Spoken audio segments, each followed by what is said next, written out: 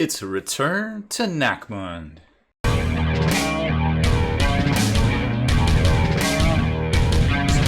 Spiky Bits. Welcome back, Hobby Maniacs. I am Rob Bear from SpikyBits.com, and in this video we're going to take a look at the two latest new releases for Warhammer 40k Kill Team, which actually can be used separately in normal games of 40k too, I suppose. The Chaos Legionnaires and the Corsair Void Scarred box sets. But fortunately, we've already seen these. They came in the Nachmund Kill Team box, and we've actually already unboxed and built these bad boys already. So we're going to kick it back to old Rob here in a second and show you that unbox and build a bit and kind of give you our thoughts back then, which probably should be our thoughts now. If I like to try to stay consistent at least.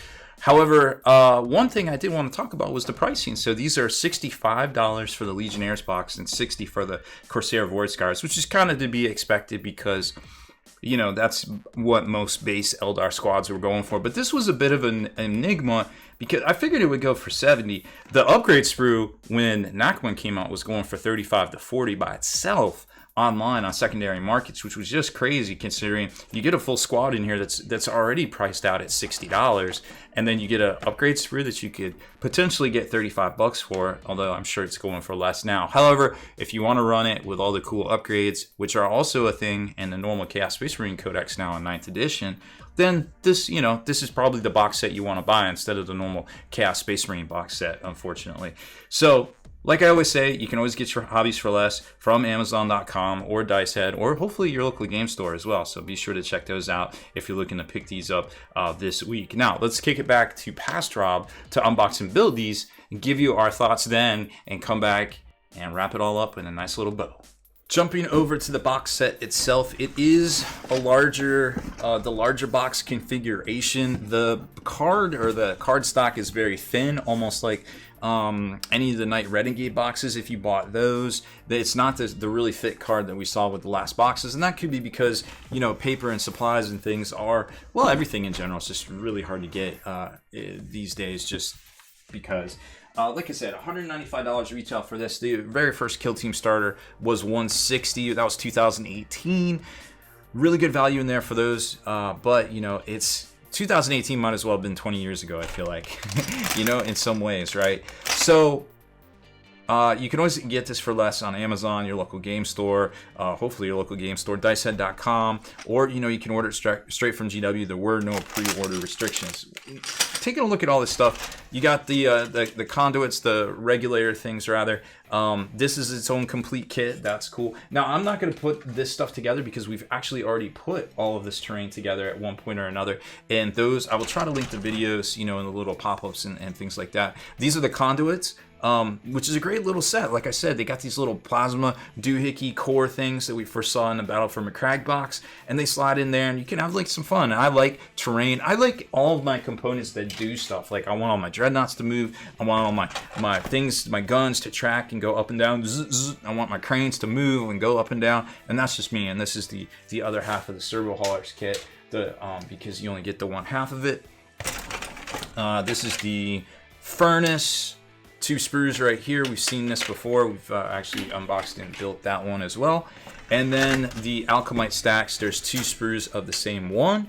Like I said, put these together. It's a $60 kit because it's two halves, I guess, or singly. I don't know. GW does weird things when they're singly. Sometimes they make the stuff cost $35, like a squad of intercessors is $60, but a single squad of 5 intercessors, which they call a combat squad, is 35. So I don't know. Things are weird in GW money sometimes. Then you get the rest of the sprues, which is going to be the stuff we're going to actually look at here in a minute. The little poster thing right here to protect the soft, juicy card underneath it.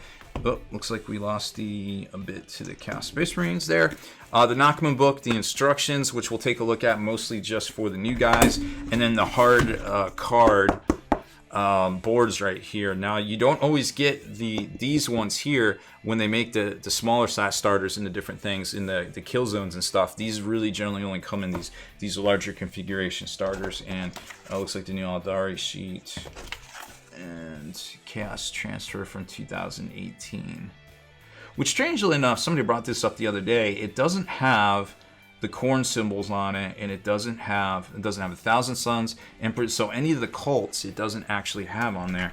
And whether that's because they knew back then that they would eventually be coming out with individual chaos books and things and kits for specific cults, I don't know, but it's just an interesting thing to note. Let's take a look at the instructions now.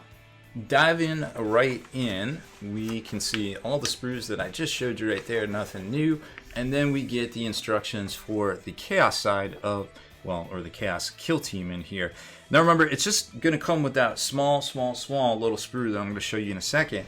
But you probably already can pick out, hey, that's the new guy right there. That Power Fist, I don't think is new. I'm actually having, the Balefire bits right there, those are all new. And they tell you, and what I like about this, and the same thing with Necromunda, and same thing with Blood Bowl, is each guy comes with a bunch of different poses. Now, is it worth magnetizing? I mean, you could. The joints are very easy to magnetize, especially on power armor. You just put a 1/8 inch magnet in there, like we showed you with the recent stuff that came out of Eldritch Omens. We're not going to do that today on these because everybody knows you can do it. It's super easy. You just get a 1/8 by 1/16 inch magnet, 1/8 diameter, and it's super easy to do. But that being said, I don't know if maybe it just depends on how you want to set up your kill team, and we don't know what the rules are for Chaos Space Marines in the new Codex or anything quite yet. But that being said, you could very well do this, but you're gonna crack out and you're gonna spend a lot of time doing it. I don't know if it's super necessary, to be quite honest, but it is 100% doable. So there really isn't any gotchas to building chaos stuff in general, I don't think. Let's take a look at now up here. This is something you definitely might want to do because actually that's a different arm. So if you want to put the melted gun on there, you're gonna have to. What I don't like about this is that they put that at the fist, so it's really hard to interchange them. GW's been getting a little bit, I don't want to say smart about it because it's smart against us, but if that was on the top, it'd be a lot easier to magnetize. Now you can magnetize that interface right there still, which we saw with the Chaos or the Space Marine Captain Primaris guys and the Ancient. You could do it at the joint to kind of put the Power Fist or the Claw or the chain sword on there. But man, It's just really like, why did you choose to do that? Like, you've been doing it the other way for so many years. So that one would be a little bit trickier to magnetize if you want to do the all special weapons. These arms would be easy to do with this guy right here for sure. So this guy apparently, or you have all the options to make a rocket launcher and such. That is really cool because it doesn't look like it has a second arm holding it. So you could definitely magnetize that and magnetize the, well, I guess you could glue the bits to the backpack. You just have to get an extra backpack. It's not that big of a deal. And then you can just have whatever arm you want out to the side right there. Chain cannon is interesting. I can already tell by looking at this that you're gonna glue the top and half down.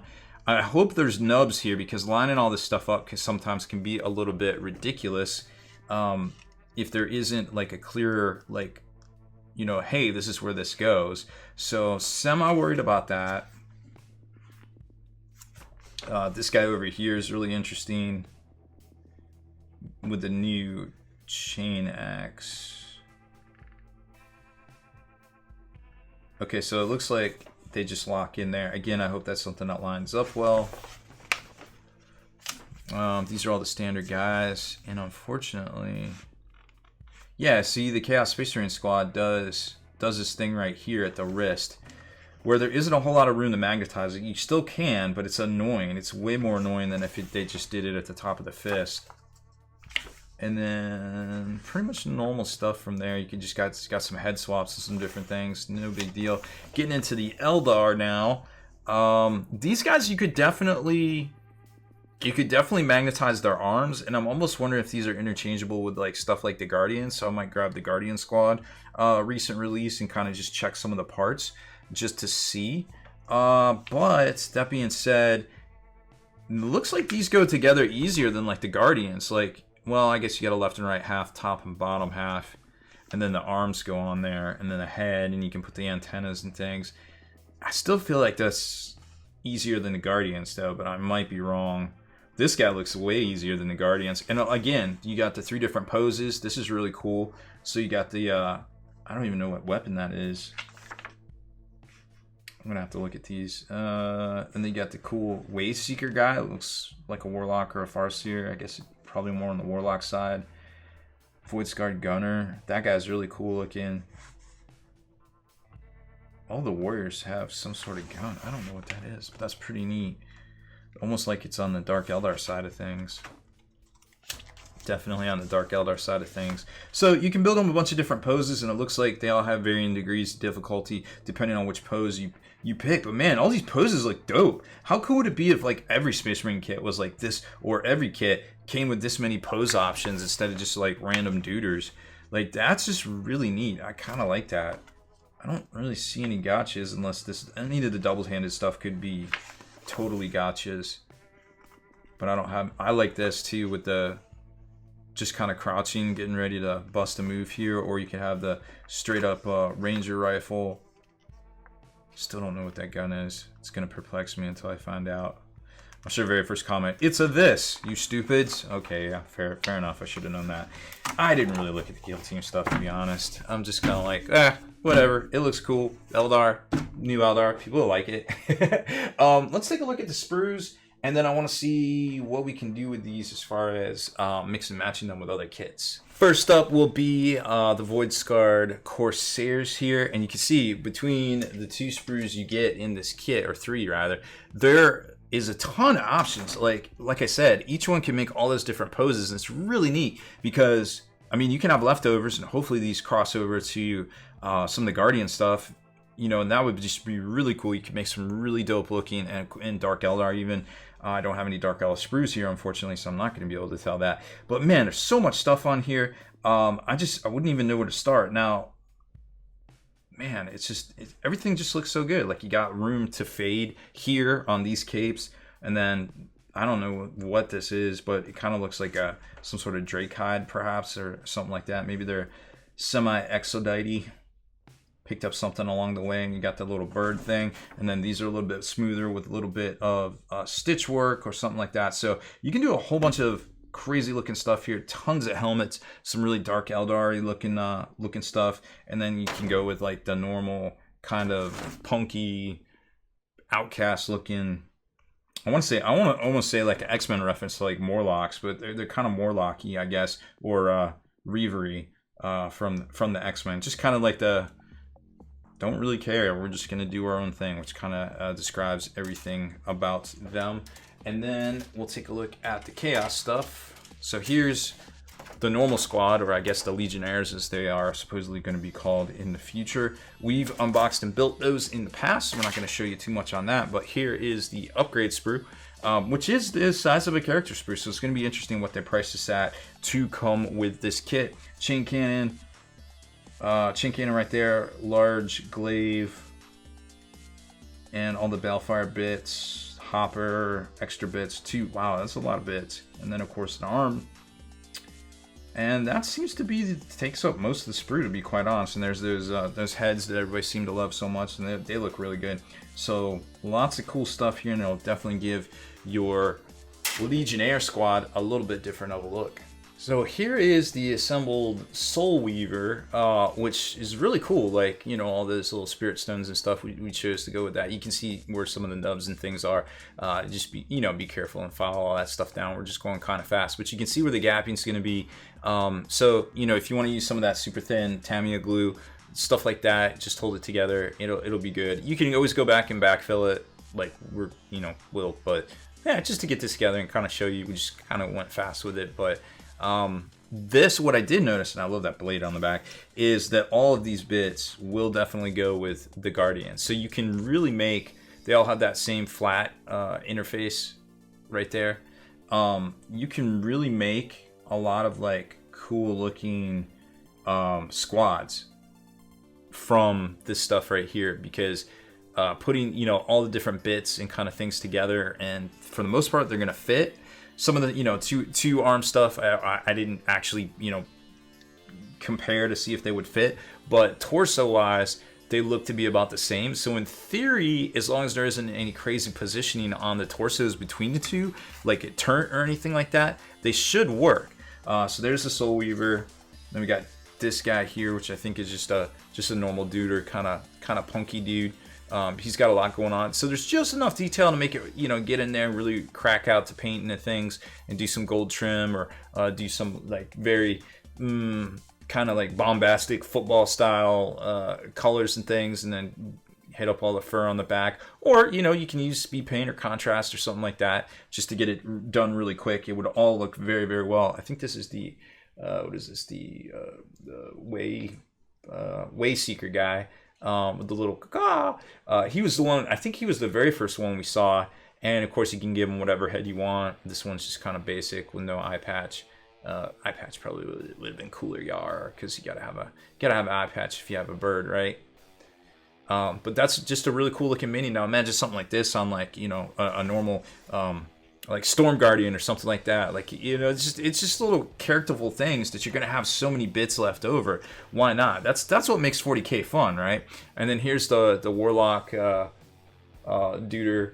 That's just really, really cool looking. It really reminds me of the old Necromunda Farseer from back in the day that I'm sure goes for a lot of money. But this is just, the proportions are done right. Everything's so much easier to do in the computer and get it all right.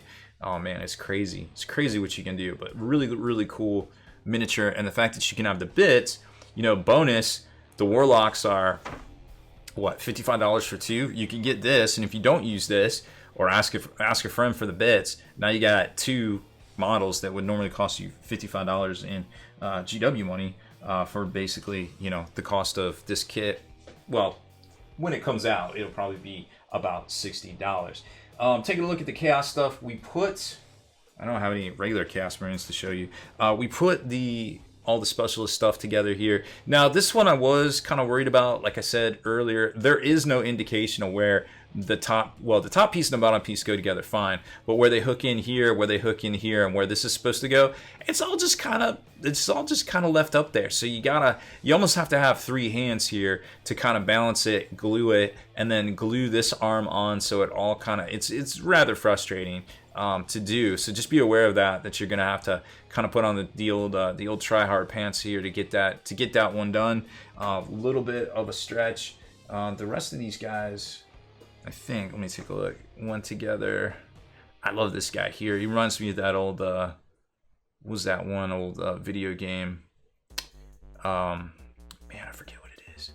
It was like the cloaked predator run around New York City. It reminds me of that guy. And then this guy with the face, that damn face.